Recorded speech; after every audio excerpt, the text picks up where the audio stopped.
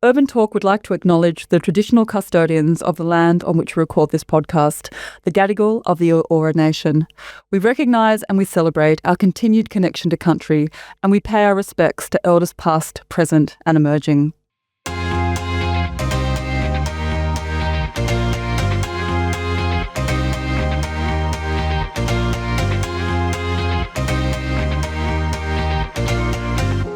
Welcome to the UrbanTalk Podcast, the show that brings together communities, planners, developers and fresh ideas to shape the cities we all call home. UrbanTalk is all about bridging the gap between the industry professionals who are building our neighbourhoods and the communities who live within them. We're here to make conversations about urban development transparent, accessible and we hope exciting. In each episode, we'll unpack the issues, the challenges and the visions that shape our cities. I'm your host, Belinda Barnett. This episode builds on our previous discussion about design excellence when we spoke with John Johansson about design panels. Now we'll shift to the government side and understand more about design competitions and how they fit within the planning system. To discuss this topic, I'm delighted to welcome Paulo Macchia, Director of Design Governance at the Government Architect New South Wales. Welcome, Paulo. Hi, Belinda, and thanks for having me. It's an absolute pleasure. Design competitions are used nationally and internationally to improve the design quality of our built environment. In New South Wales, the requirement to promote design quality is embedded into the objects that underpin the Environmental Planning and Assessment Act 1979. The requirement to hold a design competition is built into local environmental plans and state environmental planning policies. There is now statutory weight behind the process. Historically, there have been design competitions that have been clouded in controversy, usually because winning entries have not progressed as designed and awarded. Preserving the integrity of a winning scheme is fundamental to the design competition process. In 2023, the Government Architect released the Design Competition Guidelines to ensure that the design competition process is fair, equitable, and integrates with the development assessment and approval process. As the use of design competitions gain momentum, and they are now being used for both private and public development projects, it's important that we understand how the design competition works and have confidence in the outcomes that it delivers. In today's podcast, I want to shine a light on the design competition process and the 2023 competition guidelines, and I am delighted to be joined by Paulo to help me do just that. The Government Architect New South Wales team is led by Abby Garvin. Abby is now the 24th Government Architect. Most people have some understanding of the role that is played by state planning departments in the built environment, but they may not know as much about the Government Architect. Paulo, just to start, can you share with me your background and what led you to want to be part of the Government Architect team? Thanks, Belinda. So I'm a registered architect and a fellow of the Australian Institute of Architects. I've been practicing circa 20 years, thereabouts. I joined the Government Architects as a graduate back when we delivered public buildings. And the reason I joined was because I was interested in buildings that benefited the community at large. I was lucky to have a lecturer that was aware of their role, and so he directed me there, and I found a great opportunity to contribute to public buildings right across New South Wales and many in Sydney itself. That was at a time when the Government Architect was obviously delivering buildings, and there's a long history of that in New South Wales. So during my time at Government Architects, while delivering buildings, I got to work on some great buildings in Sydney, including Parliament House, the State Library in New South Wales, contributed to Walsh Bay Arts Precinct and the Anzac Memorial in Hyde Park. So I think one of the unique opportunities that Government Architects presents is that ability to have a direct role on buildings that benefit the community. While many architectural practices are doing great work, they're quite often working for the private sector and developers, but our purpose at that time was really about public benefit. And so now we've seen really the role of the Government Architect being expanded, and a lot of that is basically centred around the process of design excellence. Can you maybe share with me the role that the Government Architect plays in shaping our cities? If you think about the fabric of the city, we definitely have had a long history. It goes back over 200 years to Francis Greenaway, again delivering many public buildings across Sydney and our regional centres, courthouses, prisons, police stations, post offices, libraries. There is a significant legacy out there. But in 2016, the office did transition to providing strategic advice to government on issues around urban design, public procurement and design policy. In fact, in New South Wales in 2017, we launched the New South Wales Design Policy, Better Placed, which designs good design as an object in the Act, which you mentioned in your introduction. So there is a kind of overlay that we influence, And right now, across Australia, there are in fact many government architects. So we have them in Victoria, in Queensland, South Australia, Western Australia, and ACT. Tasmania actually has an architect employed to provide strategic advice to government too. But we do need to work on the Northern Territory and get them over the line as well. The role across the states vary, but none of them deliver buildings anymore. They do provide this advice to government, again, influencing public procurement. We also largely carry out design review functions. So if it's a state significant development, you'll see all of these government architects involved in design review. Generally, we do administer competitions as they relate to the planning system. And often we're developing policy in relation to sustainability and right now, in particular, housing. They're the two key burning issues of our time. And we are trying to influence better built environment outcomes through policy levers. In New South Wales right now, we're developing a housing pattern book, which will provide well-designed homes with a fast-track planning pathway. So there are many avenues for government architects right now to work with the government of the day to improve outcomes for the community. That's great. It's great to see that level of integration. And actually you sit, don't you, under the umbrella of the Department of Planning Infrastructure, which is wonderful. And given the expanded role that you now have, makes perfect sense. Let's just start thinking about design competitions. When most people think about design competitions, they think about the Sydney Opera House design competition. Absolutely. We all know that one. In our meeting, though, to prepare for this podcast, we talked about the history of design competitions. In fact, you shared with me that they're far older than anyone might expect, and I found it absolutely intriguing. So can you start by telling us a little bit about the history of the design competition? So I guess the competition is exactly that. It is architects or designers competing with ideas. And if you think about the evolution of architecture and design, you might want to start in Babylon, you might want to start in Egypt. But if we do start in Greece, the Parthenon is a great example from 448 BC. So that was actually the subject of design competition. And now, of course, it's part of our world heritage. So there is a history of the most significant buildings, perhaps the key buildings in cities, being subject to this competitive process. And, architects by nature are quite competitive. So you'll get the best when you run them against each other. This history continues right through ancient Roman times, right through the United Kingdom. I think we do all know about the Opera House, and it's probably one that overshadows Sydney a little bit too much. But right here in Hyde Park, the Anzac Memorial in 1934 was subject to a design competition as well. And that's why we have the great building that we have that I think we all love. More recently, people might be familiar with the Powerhouse Parramatta, Powerhouse Ultimo. There's lots of talk about those projects in the media. But in Sydney, it really did gather momentum around about the year 2000. We'll talk about that a little bit more. And there are some really good recent examples of public buildings, including Green Square Library and Parramatta Aquatic Park. So, this week, I think on Monday morning, I went for a swim at Parramatta at the Aquatic Centre.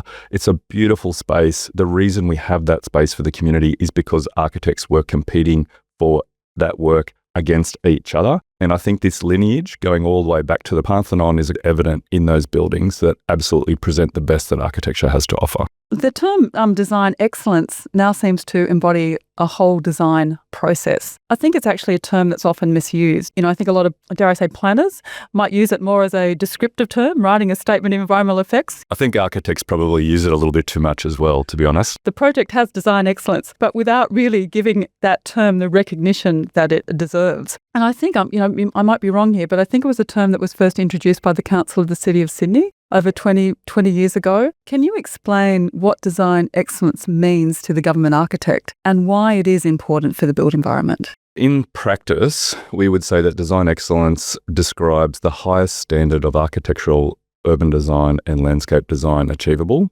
on that particular project. That's a practical way to describe it. In terms of the planning system, it's capital D, capital E, and it has a legal definition, and that definition actually relates back to a competitive process being run. So you can't have design excellence without a competitive process or an agreement to have an alternative process, which might be design review. So we'll talk about that a little bit later on. But generally, it is the highest standard of architecture, urban design and landscape that we're trying to achieve. Well, that gives you confidence in using the term, and a word of warning to a lot of planners out there that might be just using it and throwing the term away because it sounds good in an SEE. Well, and I haven't heard anyone come up with a higher level of design than excellence yet. I guess we'll keep our eyes open for that one. Does responsibility for design excellence rest with the government architect, local councils, or our design community? From your perspective, who are the custodians of design excellence? That's a great question. I think it's really a collaborative responsibility. We do have planners that are responsible for our strategic planning, and that's where design excellence gets embedded in local environmental plans, typically. Sometimes they are in state environmental planning policy as well, but it does start at that local scale. And the planners in their local councils really understand their place and which part of their places are important. So generally, they've either put height triggers, so if buildings are over a certain height or over a certain value, it might trigger design excellence, but quite often it relates to key locations in the fabric of that particular place. Of course, government architects have a role in administering them. In New South Wales, we've set the guidelines that apply to all local government agencies apart from the City of Sydney, who have a well-established design excellence protocol. We do get involved in state significant development, but it is important to note that without good developers, without good proponents, there wouldn't be good projects. And so they are really part of this collaborative effort as well. And the good developers respect the process and they reap the benefits of the process as well. So it really is a collaborative effort. We have different roles at different stages and different times, but without everyone contributing, we wouldn't get the great outcomes that we would otherwise be looking for. Are you seeing, a turning of the tide with the development community sort of wanting to step up and enjoying going down the design competition pathway? So I do get a lot of mixed feedback on that particular issue. I think competitions do take time and they do cost money. There's no getting around that. But generally they're linked to bonuses and those bonuses cover the costs and I think are worth the time. So we've got some developers who really just want certainty. You know, they want to know that they can work with their preferred team on their site and do what they need to do. And perhaps design competitions make them nervous because they've had to relinquish a little bit of control. In the public building space, generally there's a lot of excitement around it because we know we're going to get the best of the best. And quite often we get to see some of the entrants as well. And that can really promote engagement in a development, which is one of the benefits of a competitive process. Some of the developers that I've worked for have acknowledged that they've actually got a bit of a market advantage in residential development because they can see that they've heightened their offer through a competitive process and it makes them distinguishable from neighbouring developments. So there is a bit of mixed feedback coming through. Sometimes people are right up for it and they're excited by it as a developer. Sometimes they do feel like this is a little bit of lead in their boots. But generally, once they've gotten to the end of the process, I haven't worked with anyone that's not happy with the outcome that they've actually engaged with. And I've chaired a lot of competitions. My team administers a lot of competitions. And part of our role is just making sure that all of the stakeholders are getting what they need from the process while we're keeping an eye on the public interest as well. Aside from design competitions, what other ways or processes are used by the government architect to achieve design excellence? So we can at times look at an alternative pathway. Generally, we'll do that in collaboration with a local government authority in their particular patch. So if a proponent would like an exemption to a competitive process, we'll engage with the local government. We'll talk about alternatives. Quite often, the main alternative is design review, which essentially makes the proponent able to pick their preferred architect and then work through a review process with either a local panel or the state design review panel to work towards design excellence and getting that outcome. It's key to remember, and perhaps to the side of this question, that the government architects or the local design review panels, we don't determine that design excellence has been achieved. That rests with the consent authority in every instance. We provide recommendations to the consent authority that this scheme is able to achieve design excellence and has followed through on all of the opportunity of either the competition or the review. But the rubber stamp that it's achieved design excellence is actually with the planners at the consent authority, and they generally are compelled to take into account our advice. And just on the process of design review, if a scheme isn't endorsed under the design review panel, Can a council actually approve a scheme? The short answer is they can, but let's not go there today. But it's an awesome question. Absolutely. We'll save it for next time. Yeah, That's fine. exactly. We'll do a deep dive later on. All right. Your team refers to design competitions as a procurement method. Can you explain why? Design competitions are about selecting the best team for the project at hand. Procurement is a way of describing how you find your preferred team. Now, outside of a competitive process, you might have a tender. So you might go to 3 firms and look at who's presenting you the best value, including value for money. If you're in the private sector, maybe you don't have to go to 3 tenderers. You can just go to the architect that you trust and always work with, of course. But in the competitive process, what we do is we actually set aside the fee. And what we're looking at is the solution. And that is what is unique, because we're not asking architects to compete with each other on financial terms. We're asking them to put their best ideas forward in the competitive environment. But ultimately, it is about selecting the preferred team, and that's the team that has to follow the project through. And importantly, in New South Wales, you have to take the competitive team right through to completion. You can't swap them out after DA. If you have a dispute with your team, there's definitely something that we can work through. But what we're about is continuity, getting the right people and supporting them right through the process. It's good that they go all the way through. That's encouraging. What triggers a design competition in New South Wales? Is it a voluntary process or is it a statutory requirement? It's my understanding it's a statutory requirement. Yeah, so there are different types of competition, but in terms of statutory requirements, around about 10% of local government areas have requirements in their local environmental plans. They will have criteria around either key sites, so particular places in their locality, building height, or the value of investment. So these triggers, either one or in a combination, can trigger the requirement for a statutory design competition. That's when our guidelines would apply, and that's when the consent authority would be looking to validate that an appropriate competition took place prior to consent being awarded. That's not really a good stepping stone into the next question that I have. So what are the different types of design competitions that can be held? So if we step back from the statutory role, there are a number of different ways you can use a design competition to benefit the particular project you're on or an idea that you want to explore. So there are ideas competitions. Circa 2016, 2017, we ran a missing middle ideas competition because we identified that there was a lack of medium density housing options in New South Wales, and there was at the time a code that was going to encourage that. So we wanted people to test the code and we wanted people to put forward ideas about the missing middle. And ultimately, the people that won that competition won some prize money and got a lot of media exposure around that. So the ideas competition is great to attract interest and promote engagement with the community. We've touched on the procurement method.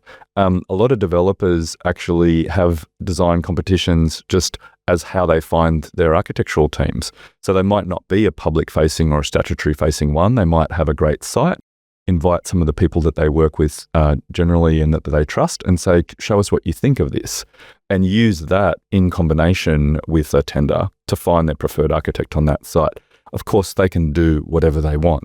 They're open to all sorts of processes they might want to explore. Then also there are ways of having competitions to find the team that you want to work with and keep going on a journey. So we just had a New South Wales Housing Pattern Book competition. That was an international competition. 2 stages. We had an expression of interest, over 200 expressions of interest from around the world.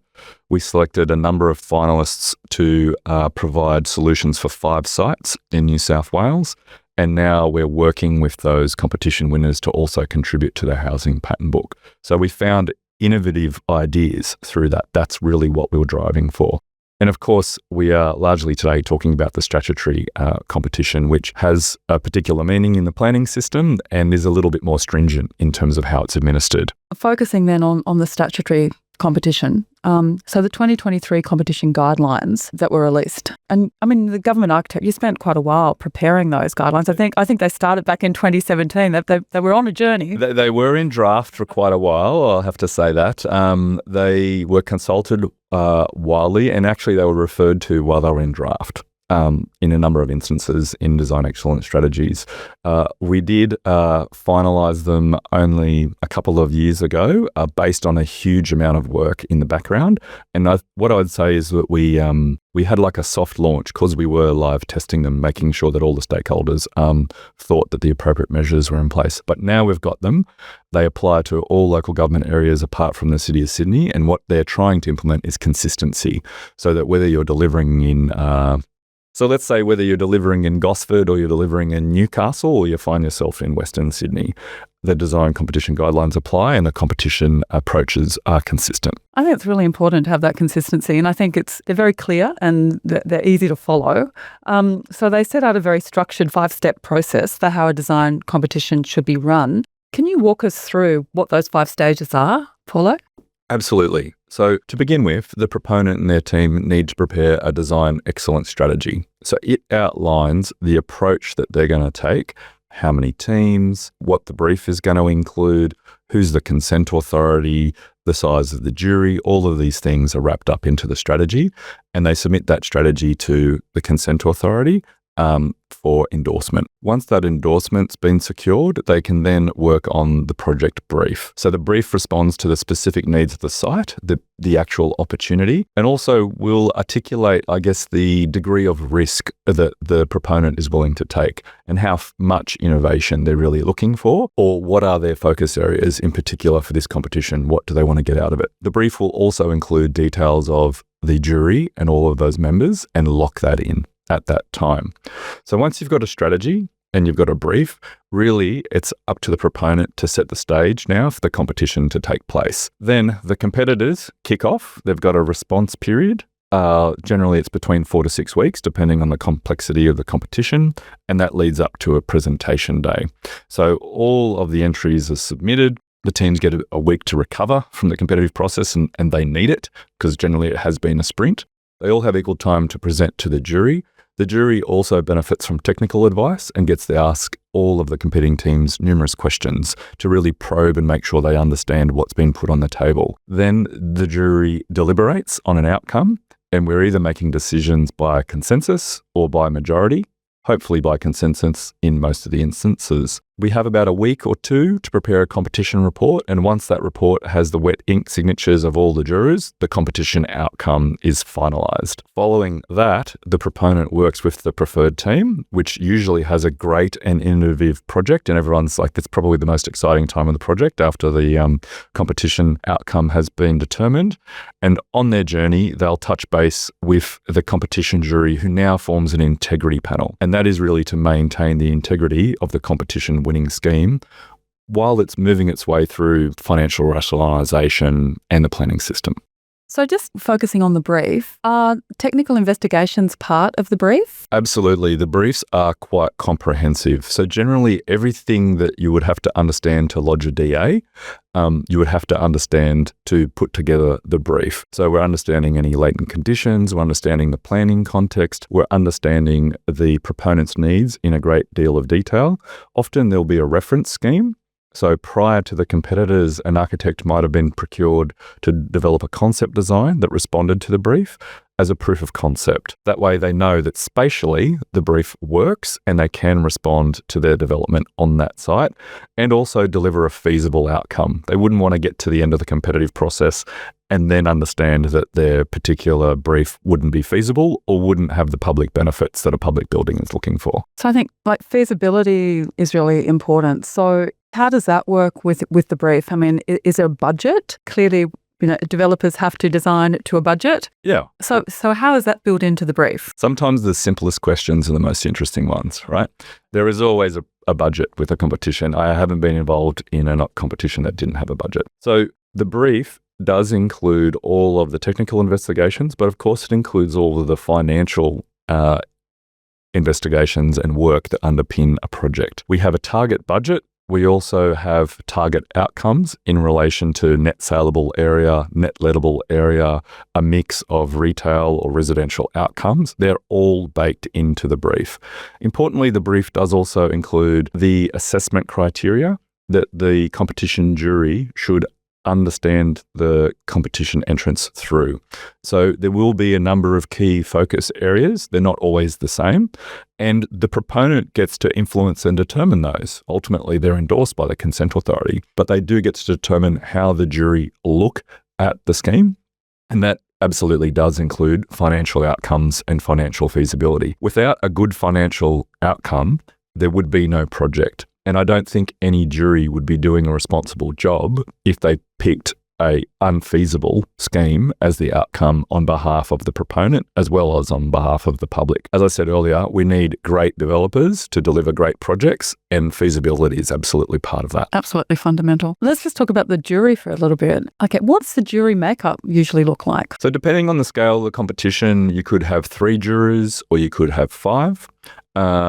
Generally, we do aim for gender equity. So I like to apply a kind of 40-40-20 rule. So there's a blend there. The juries also include a diverse range of expertise that is responding to the project. So generally, there's an architect, an urban designer, and a landscape architect. And on a larger project, you might also have people with other specialized capabilities around sustainability, potentially around country and responding to country. So there is a diverse range of skills.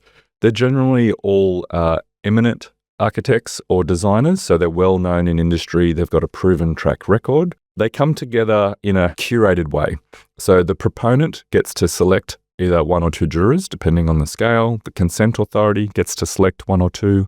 And in this instance, when we're involved, the department and the government architects also get to select. When we're involved, generally, we chair the juries. And so it's like bringing together an expert team that maybe hasn't met before, but they're going to work together really well, hopefully, to really analyze these amazing designs that have been put in front of them on that day and hopefully find a kind of consensus around an outcome. So, there's a lot of egos out there in the design industry, but I find jurors generally come to the table with the right mindset, and we're looking for the best outcome, and the egos are checked at the door. And the role of the chair is a kind of unique one. I think it's not to have the biggest ego and push them around, but actually to facilitate the best outcome from that expert team.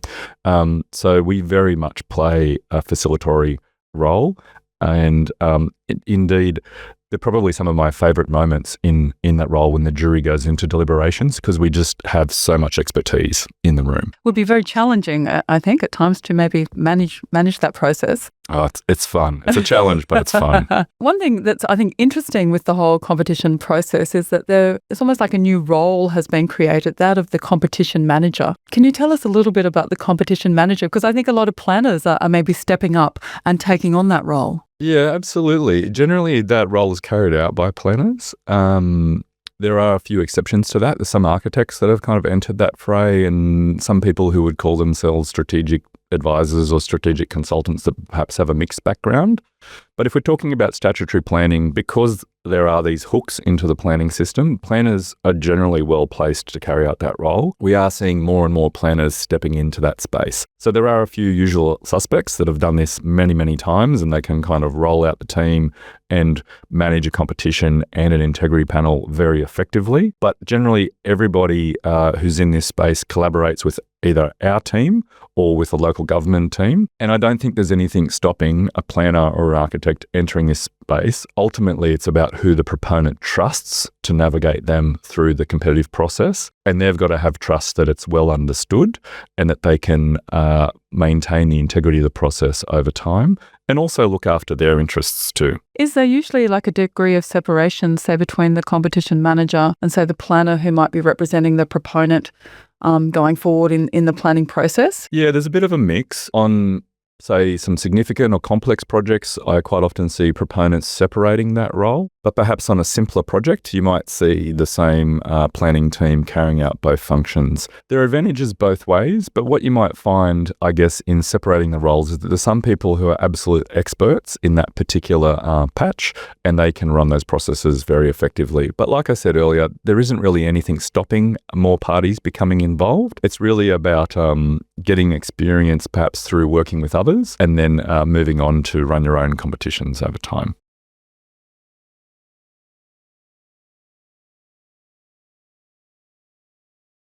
Does the government architect keep a register of competition managers? No, generally we just respond to proponents as they come through the door. So we don't vet competition managers. We look specifically at their strategies and at their briefs.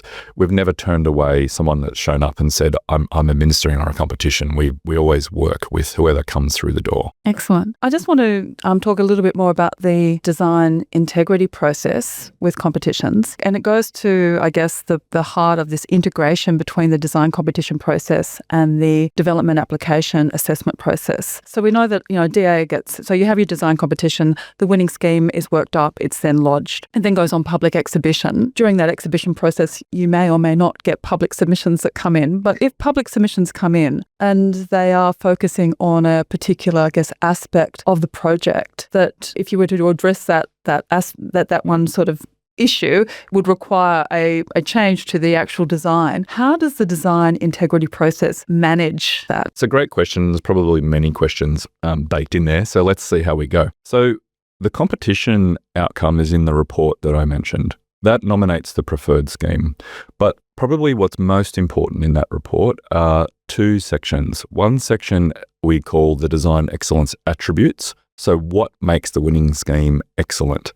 They are the things that need to be maintained. So it could be a response to the ground plane, it could be the facade system, it could be an approach to sustainability. Generally, it's many things in combination.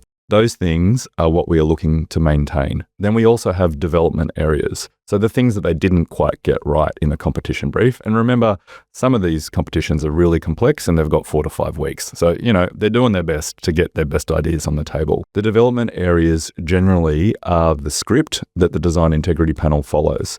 So through a series of integrity panel sessions, the design team will be progressing their design development and working through those development areas and providing great solutions. What we're seeing is that through each integrity panel session, the scheme is getting better and better and better as it resolves those development areas.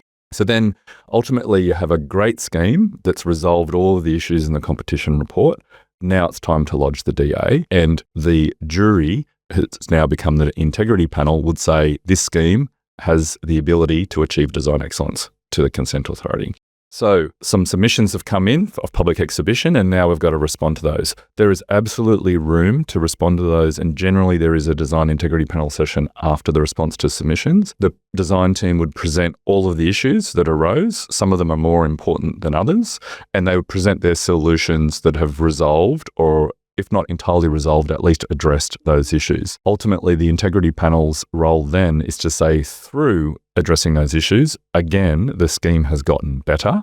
Again, we've hung on to the DNA that really set us on this journey, and that all of the stakeholders are getting what they expected from this process. The proponents still got the certainty that they've got that competition winning scheme, and they actually have a declaration of support from experts in industry saying this project is excellent at that stage. So that comes through to the consent authority, and they have to take that into consideration in making their assessment. That's great. It's really good to understand that. And because I think, at first look, you might think, oh, well, they're, and I've got another question about this, but is there room for, I guess, the community to express their view about a project that is coming out of a design competition? So it is good to understand how that integrity process carries forward into that post-exhibition process. Yeah, and so the community view has hopefully been taken into account in the submissions.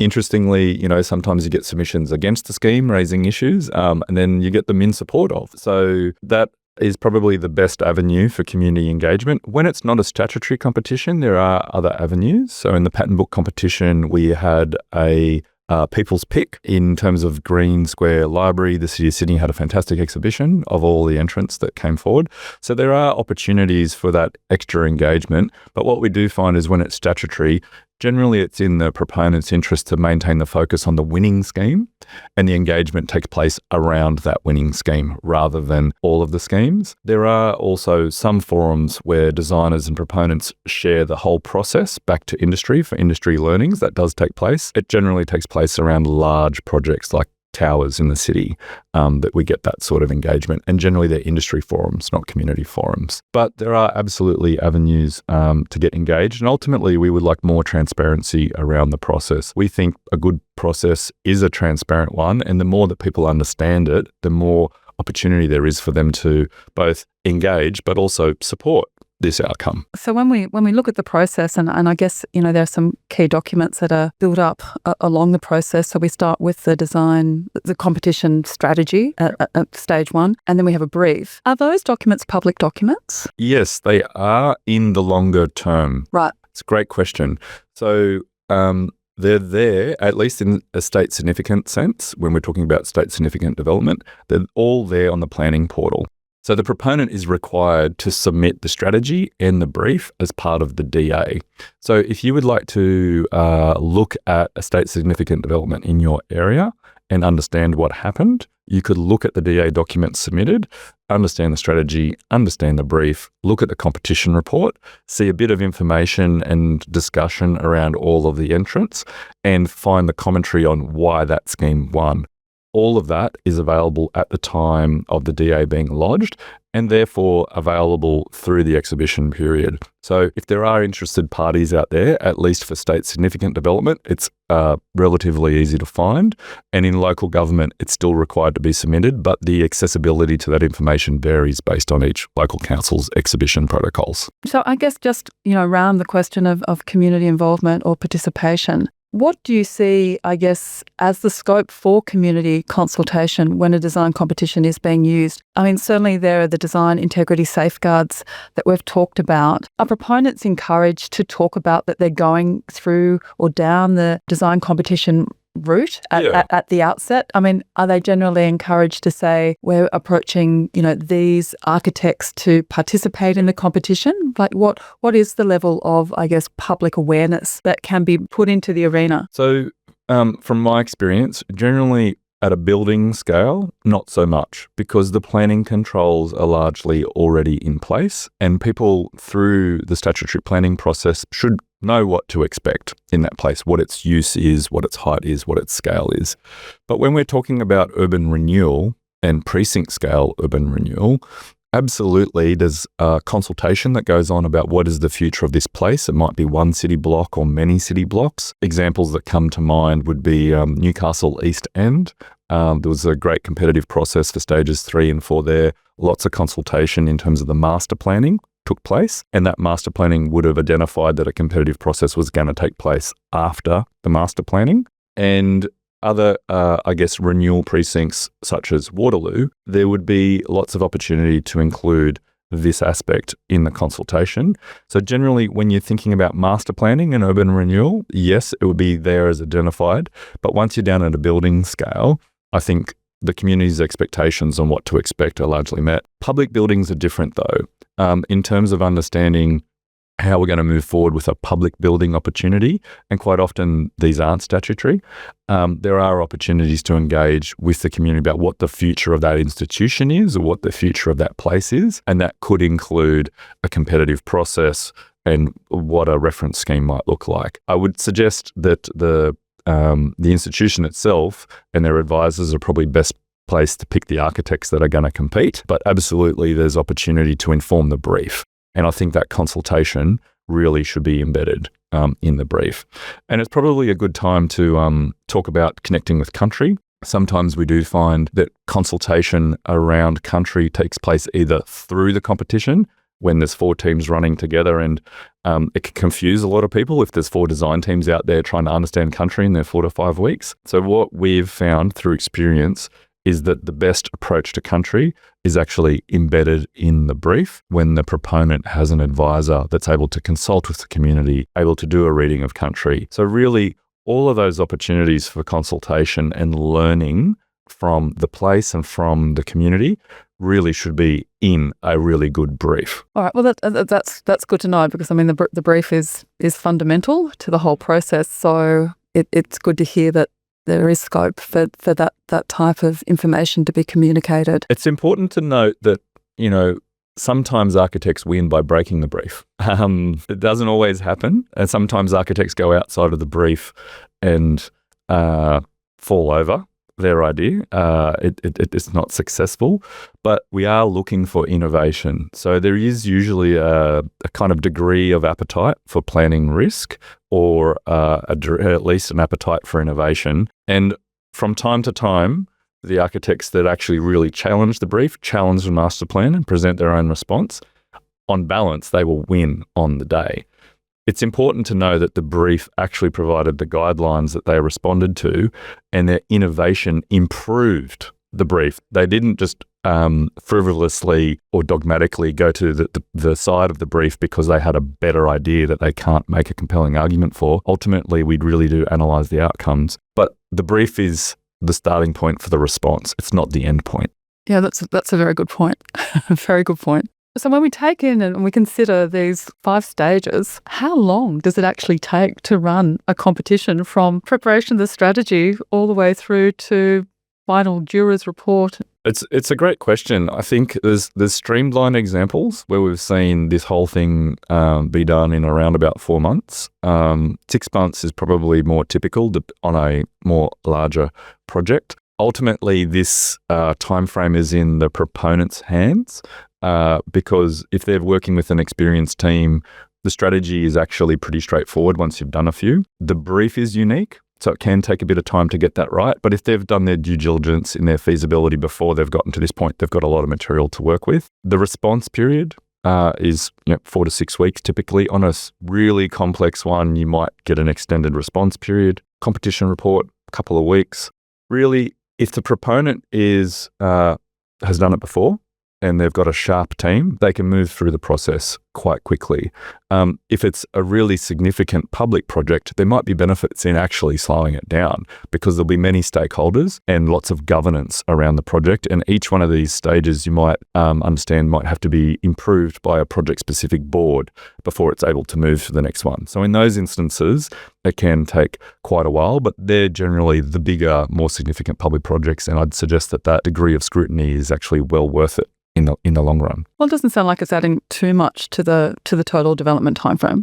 Well, here's the thing. If you have to deliver, say, an apartment building, you're either going to go through a local government review process or a state significant one. We find that when you compare the competition process between commencing engagement with the authority and lodging a DA, we find the competition process is on par with what we understand those review processes to be. So we don't think we're adding time to residential projects. And I think you might have mentioned earlier that there are bonuses involved quite often. So there is an incentive to go down this pathway and invest in the time and invest the money in the process. Which actually leads me to a question I'd like to ask you. So yes, design competitions often involve floor space ratio and height bonuses. I guess, what is the justification for these incentives? A cynic might say that developers and architects should be delivering the best possible outcomes for our built environment without needing an incentive to do so. So why do we need bonuses? Most architects and most developers are trying to deliver great outcomes all of the time. Generally, the development industry is building either product to sell or to maintain in the longer term, whether it's commercial or residential. And so it's in their interest to do a good job. And the planning system encourages good design. So there's lots of safeguards there as well. In terms of an incentive to deliver the best possible outcomes, well, we're in a slightly different space here because we are running 5 teams against each other, or 3 teams, but each of those teams needs to get paid. So there is a bit of additional upfront cost. And like I said, there's a bit of additional time. So by putting an incentive on the table, it's usually around about 10% height and FSR. The developer can recover the costs that the competition has taken place, and they are now finding it very compelling, actually, to go about this process. The design teams know that when they're in this space, there might be a little bit of extra budget to work with because there is more returns from the extra 10%, and that might mean a higher quality outcome, whether that relates to the general arrangement and sustainability of the building, or whether that relates to the finishes and facades that ultimately we get to see from the public domain. So that incentive, I would suggest, pays for an enhanced process and enhanced outcomes. That's what we're looking for. As a baseline, the planning system requires good to be delivered, good design that is, but we are talking about excellent here, and there's obviously a gap between good and excellent, probably great, might be sitting in between. And of course, proponents and design teams can deliver great without incentives, but the incentive really cements it. Are design competitions then the domain of the experienced and high-profile architectural firms? Or can they also help emerging architects to become recognised? Absolutely, they can help emerging architects. There are some recent examples in Sydney where emerging architects have won competitions either outright or in collaboration with larger firms. So both opportunities are there for emerging architects, which is another great aspect to competitions in terms of the legacy they deliver back into the industry. Ultimately, that's up to the proponent and the brief, and that has to align with what they're hoping to deliver. So if it's a small public building and an enlightened institution, they might actually say, you know what, we want the future architects working with us, the people that are going to carry forward ideas that we aren't seeing yet in industry, and really target emerging architects, which we define as generally being in practice for 10 years or less. Or a project might include many components. It might be multiple city blocks, including podiums and towers and otherwise. And a collaborative team comes together anyhow. And in that instance, you might find that an experienced team actually invites an emerging team in for either a component or to contribute to fresh thinking, because ultimately we are looking for new ideas and we are looking for innovation. And quite often that can come from emerging practices who haven't had the chance to operate at that scale before. Excellent. That's good to hear as well. So the future for the built environment is looking bright as a result of design competitions. I said in my introduction that there had been controversy, surrounding some competitions of the past. Barangaroo comes to mind, where the winning scheme designed by Philip Thallis was altered. But it would seem that this new integrity process, step 5 in our design competition, in the design competition process, is putting an end to this. So you're absolutely certain that winning designs will not be altered going forward. It's an interesting topic to touch on for just a moment. So the integrity process is really robust. I would suggest it's fit for purpose. I've done many of them. It might be a simple process for a relatively simple building, and it might just be 1 or 2 integrity sessions prior to submitting the DA. On a complex public building like the New Sydney Fish Market, which I chaired that panel, we went more than 10, I'll just say that much. Like, there were a lot of aspects that we had to work through. So these are statutory examples. Sometimes what we do find is that unfortunately a proponent, whether it's public or private or institution, actually runs a competition prior to having the money to follow through. And they're running the competition as part of their engagement process. Now, they generate a lot of interest. They pick a winning team and a scheme, but without the money to deliver, that project can languish and not be carried forward. There are examples of that I'm aware of. Generally, they're not statutory, so they won't have planning hooks binding them, like the integrity processes I've just described. And those instances are unfortunate. They seldom occur, but there are some proponents out there that are perhaps a little bit less informed. And I'd suggest that you need to have all of your pieces in place before you go to market. You've got a good brief, you've got your financial backing, you've spoken to your community, you've cooked that into your brief. That's the right time to have a competition. Speculative competitions really, I think, are great ways to attract attention, but ultimately you'll attract attention for the wrong reasons if you don't follow through. Yeah, raising expectation without being able to deliver. That's right. Who selects the design team? That's a great question, and one that's often misunderstood. Generally speaking, the proponent or developer or client picks the design team. So while we have a role in endorsing the strategy and endorsing the brief, and the brief will contain who the competitors are going to be, ultimately the proponent works through their network to identify who's going to suit this particular project. We might provide feedback, and sometimes that could influence things, but we don't actually get involved in picking who's taking place, and we definitely don't limit or keep lists of people that are eligible. It's entirely an organic process that happens on the proponent side. And are the teams usually local or international? Are we pushing homegrown? I think there is a sentiment to kind of leave a good legacy in the local design industry, much like that conversation we just had about emerging practices and how good it can be for them. But we do find that the more significant the project, the more kind of prominence it has. Some proponents then have the desire to go international and look at not just Australian firms, but who across the globe can bring an innovative outcome to that particular site. So if your listeners are familiar with AMP Tower at Circular Quay, you might have seen that go up over the last few years. That was a site of significance that involved an international competition, and we got a great outcome there with 3XN winning that competition. Yeah, it's a beautiful building. Under the new guidelines, how many competitions have been run or are in the process of being run at the moment? Yeah, so as you mentioned, the draft guidelines were around for quite a while.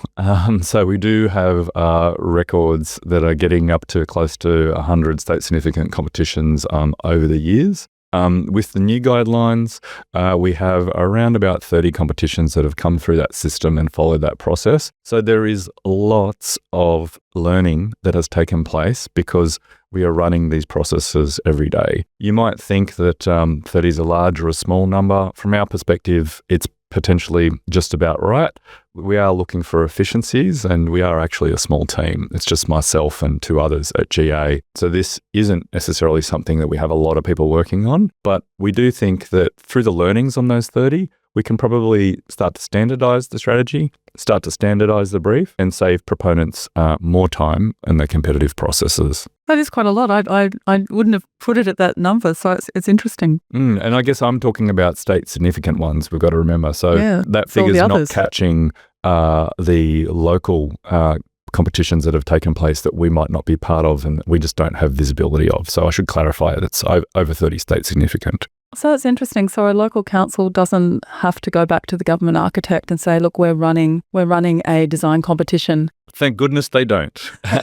Because the way we look at it is we've provided a consistent guideline across the state, and we actually host a roundtable with all of the local government authorities that run competitions in the state. So we get together around about every 2 months and we talk shop, understand what's going on in each jurisdiction, share some knowledge, share some case studies that we can learn from. But if there is a competition clause in an LEP, generally the local council has a team member or 2 sitting behind that, and they're quite capable in administering a competition, making sure they get the right outcome. So we don't want to be involved if we don't need to be.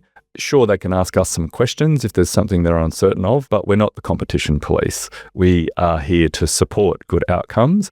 And if it's within their delegation to do it, they should just do it themselves and do a great job. Oh, it's so encouraging that there's absolute confidence in local government to actually run the process. It's really good because we're often seeing so many of those local planning functions being taken back into the state government. So it's great to hear that they've got that autonomy to run the process. Can you share with us, Paulo, maybe a case study of a competition that has successfully gone through the 5 key steps in the guidelines? Yeah, I think we've been involved in quite a lot of projects. Perhaps one that people right now could start to see come out of the ground might be topical. So let's touch on Harbourside by Mirvac, and that's the redevelopment of the former Harbourside shopping centre. Mirvac secured the rights to develop a residential tower on that site over a renewed retail podium, and along the way committed to delivering a public park. So a great example of when the private interests and the public interests can align and a competitive process can get you a really innovative outcome. So Mirvac, knowing that this was a key site, they did a bit of a global search to find their competitors. They did end up with a blend of Australian and international competitors and some of the highest caliber architects that are out there. We did have a really complex brief for that site, and Mirvac, I think, did well to respond to country in that particular place as well, to understand the place that the project was being delivered in and understand how those opportunities could be realised in developing an architecture with character that was unique to that setting and respected Indigenous histories in Sydney. So the competitive process involved these international teams. Mirvac invited Hassel and Snowetta, Inglehoven and Architectus, 3XN and PTW, Shop from New York, FJC Studio, and Woods Bagot. And they all had other collaborators, of course, but these were the competition leads. So again, a blend of international and local expertise here in this particular process. All of those teams had, I would suggest, outstanding schemes that had to be analysed and understood by the jury. So the jury included Kim Cristani, a well-known architect and former city architect, Parramatta Council, has run a lot of competitions out in Parramatta. Narelle Hutchins, who brought financial and retail expertise to the project. Brett Dreffin, who was at the time the Chief Investment Officer at Mirvac. Graham Yarn, who oversees competitions in the City of Sydney. And Craig Alchin, as a highly competent urban designer, actually stood in for Tony Caro, who was sick on the day of presentations. Each of the competitors had 45 minutes to present their schemes, and then we had 45 minutes of questions and answers with the jury. The jury had already benefited from technical debriefings, so we understood the site really well, understood the schemes well, but now had the opportunity to really hear each team pitch their idea and also ask them detailed questions based on any kind of gaps that we might have identified or areas of interest that came through that. So that took place over 2 days. And then the jury, having asked all those questions and gathered their own information, we met in camera. So that means that the jury actually had a discussion with nobody else in the room, apart from the competition manager. And they had the opportunity to ask for additional technical advice, but it was really a high-level discussion referring to the brief among those experts, understanding which project best succeeded in meeting the brief. That took a few hours. I think we worked past dinner, which is quite often the case because usually you're kind of after lunch before you start deliberations. And in that instance, we had Hassel with Snowetta as the winning scheme. And the competition report confirms this. Of course, as mentioned earlier, the strategy brief and competition report are available on the planning portal in case anyone would like to look into this and understand this in a great deal of detail. We then commenced a design integrity process and worked through the development areas of the competition report prior to Mirvac submitting their subsequent state significant development application. So right now, we're really excited because we're going to see a truly excellent outcome on that site. It's also delivering a public park, which was the subject of much scrutiny from the jury and integrity panel, and also a renewed waterfront on Sydney Harbour. So overall, it's times like these that it really, I think, justifies the investment. I think the proponent gets a lot out of it, but ultimately the public will get a lot out of it in this instance as well. So they're not all like that. They can't be all as significant and as shiny as that one. But Mirvac at Harbourside, I think, is a good example of a proponent respecting the process, seeing the process through, and we're looking forward to a great outcome because of that. Yeah, and look, an incredibly important site because of its prominence. So, you can understand why it was a perfect site for a design competition. That's right, Belinda. And you did touch on a little bit earlier, when are we getting the best value? Here we've got a really significant building. It's going to be seen from all around Sydney on Sydney Harbour. It's also an example of renewal. And when we see urban renewal at a large scale, competitions can really bring innovation in that space as well. And perhaps that's really where we get the best value from them. Ultimately, they are also used for key public buildings and quite often residential and commercial buildings. But I would suggest that the opportunities to innovate are there on these really significant sites and at urban scale. Yeah, and I think they really help to build confidence in those outcomes. Absolutely. That's great to actually understand how it all comes together. It's been my experience that very rarely on these large projects that a DA that's, approved isn't then subsequently modified. So can you explain how the design integrity process works when you have subsequent modification applications that are then lodged on a winning scheme? This might be one for the planners in your audience. So quite often when consent is given, there are conditions of consent. And the conditions would stipulate that the design integrity must be called to look at a modification. So it does depend on the degree of modification. There are at times, I understand, amendments that can be made without triggering a modification. And in those instances, we really take advantage of the fact that we sit inside the Department of Planning and we can advise the assessments team. So I might get asked by an assessing officer, hey, can you have a look at this particular issue? Could you let us know what your opinion is? Do we need to call an integrity panel for this particular issue, or is the degree of change in the design not significant enough to require that? So it does depend on how much change has taken place, but we are absolutely available to help the assessing officers with questions. And when a modification is significant enough, we get the whole team back together, we form the integrity panel, and generally those sorts of things are able to be done with around about 2 weeks' notice. It doesn't need to be onerous. We just need to get people's calendars to work, and the material needs to be submitted 5 days in advance. So it's probably something I didn't clarify a little bit earlier. The integrity process does take a little bit of time. So we have to review the material, understand what's being presented on the day, provide the feedback, and then provide a letter of advice.